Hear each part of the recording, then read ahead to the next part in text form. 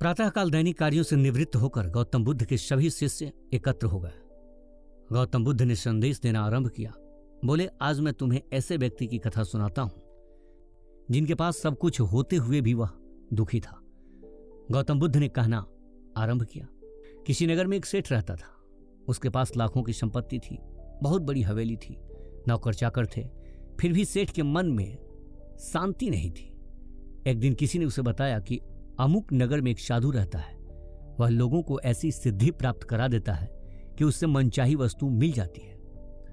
सेठ उस साधु के पास गया और उसे प्रणाम करके निवेदन किया, महाराज, मेरे पास धन की कमी नहीं है, पर फिर भी मेरा मन बहुत अशांत रहता है। आप कुछ ऐसा उपाय बता दीजिए कि मेरी अशांति दूर हो जाए। सेठ ने सोचा कि साधु बाबा उसे कोई तावीज दे देंगे या और कुछ कर देंगे जिससे उसकी इच्छा पूरी हो जाएगी, लेकिन साधु ने ऐसा कुछ भी नहीं किया। अगले दिन उसने सेठ को धूप में बिठाए रखा और स्वयं अपनी कुटिया के अंदर छाया में जाकर चैन से बैठा रहा। गर्मी के दिन थे। सेठ का बुरा हाल हो गया। उसको बहुत गुस्सा आया, पर वह उसे चुपचाप पी गया।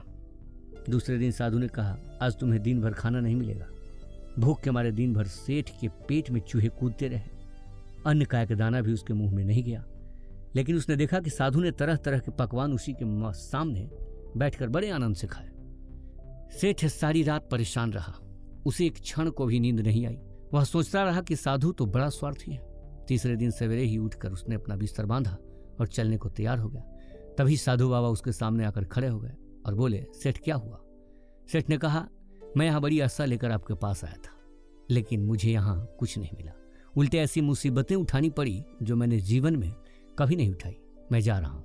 साधु हंसकर बोला, मैंने तुम्हें इतना कुछ दिया पर तूने कुछ भी नहीं लिया। सेठ ने विस्मय भाव से साधु की ओर देखा और बोला, आपने तो मुझे कुछ भी नहीं दिया।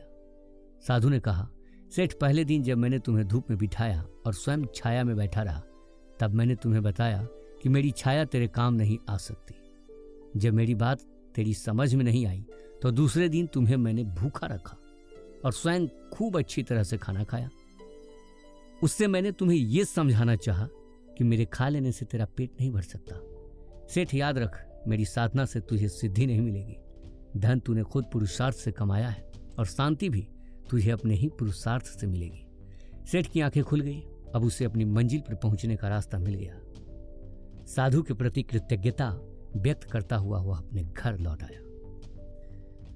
इसी प्रकार के वीडियो को देखने के लिए आप हमारे YouTube चैनल को सब्सक्राइब कीजिए, लाइक कीजिए, कमेंट कीजिए और शेयर कीजिए।